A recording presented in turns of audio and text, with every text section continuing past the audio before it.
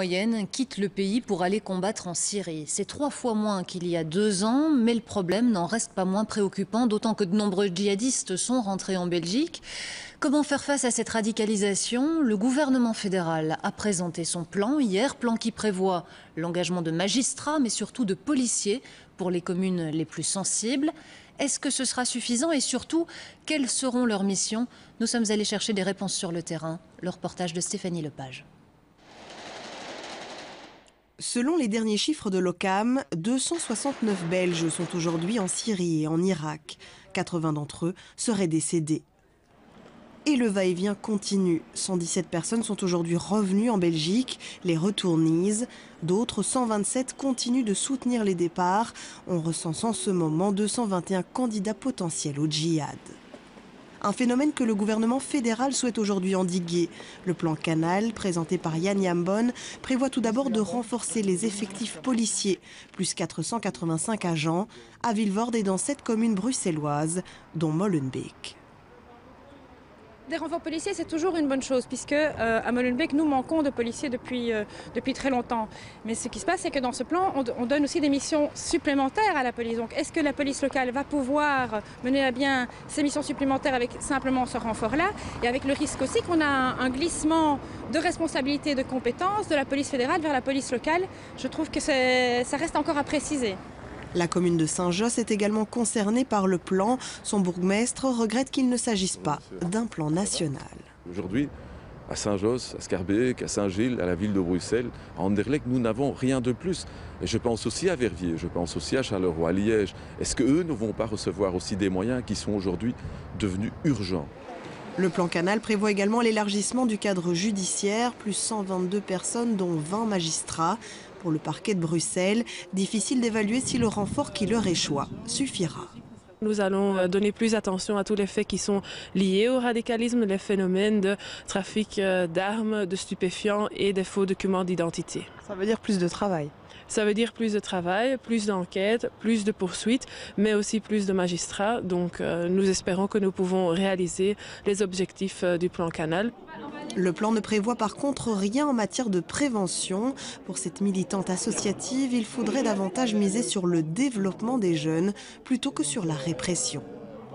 Le plus important, c'est de travailler sur le fait qu'ils aient un horizon positif, qu'ils puissent voir qu'ils ont des projets long terme ici, qu'ils puissent voir leur vie en fait sur des fins heureuses, plutôt que souvent on parle beaucoup de discrimination, de barrières, de portes fermées. Donc non, pour nous, le plus important, c'est de travailler sur le positif et de travailler en croyant à nos jeunes plutôt qu'en les stigmatisant encore plus. Le plan Canal inquiète le milieu associatif pour qui le travail dans les quartiers doit avant tout se faire en amont, via la culture et l'éducation.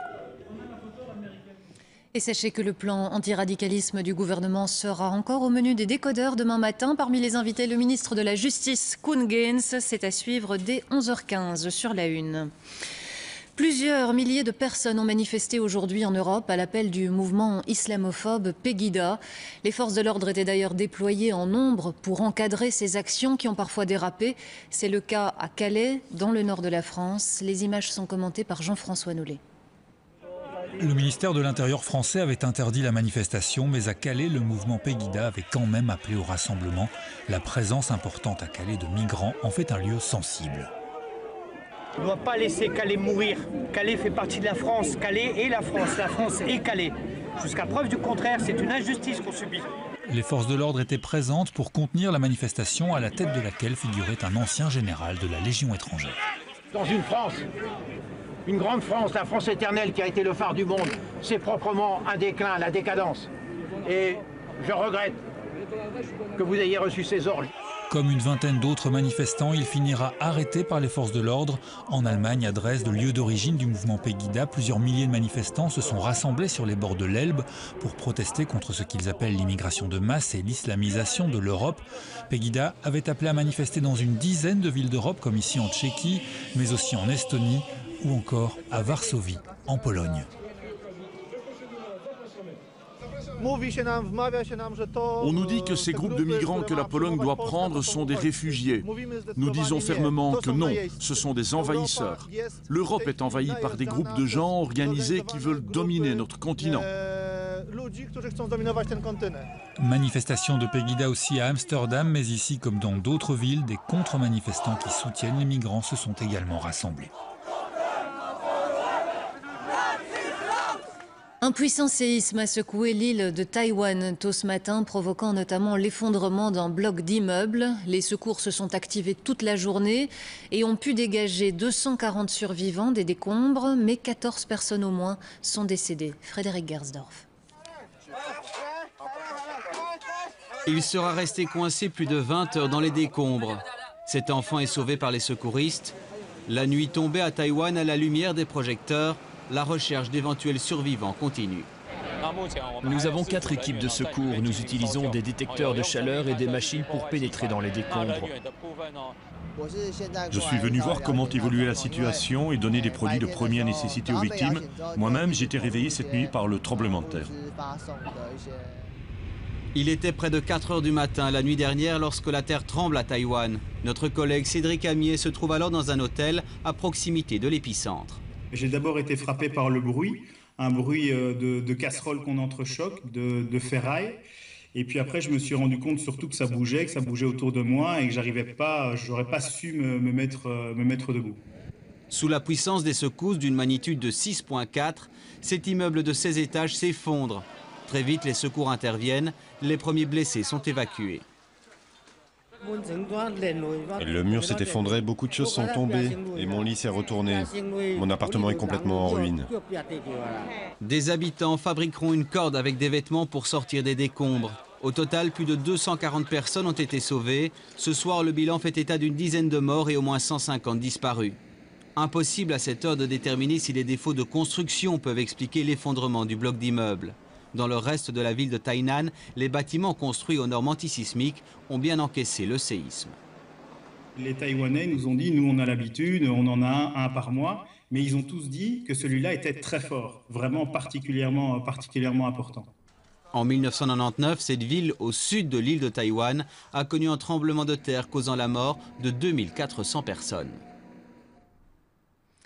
Le virus Zika continue de se propager. L'Organisation mondiale de la santé indique qu'il est désormais présent dans 33 pays.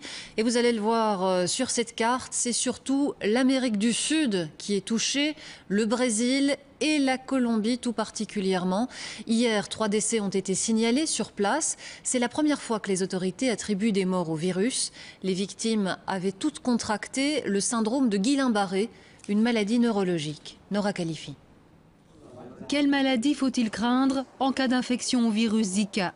Transmis à l'homme par l'intermédiaire de ces moustiques, le virus Zika continue de révéler de nouvelles facettes inquiétantes. En Colombie, il a tué 3 personnes, 3 décès précédés d'une maladie neurologique grave. Les 3 personnes décédées hier avaient développé le syndrome de Guillain-Barré et étaient aussi infectées par le virus Zika. C'est notre préoccupation pour le moment. Dans le cadre d'un syndrome de Guillain-Barré, le système immunitaire s'attaque aux nerfs, provoque parfois des paralysies mortelles en cas d'atteinte des muscles respiratoires. Une maladie rare, en recrudescence anormale en Colombie.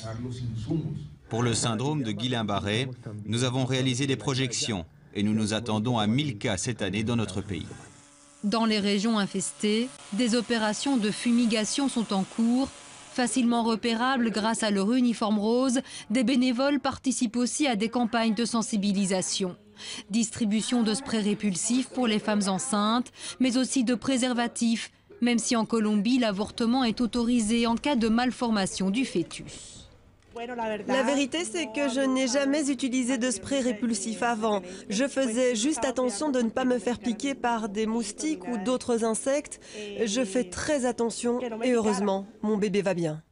En Colombie, aucun cas de microcéphalie chez des nourrissons n'a été détecté. Mais le virus Zika continue de s'y propager.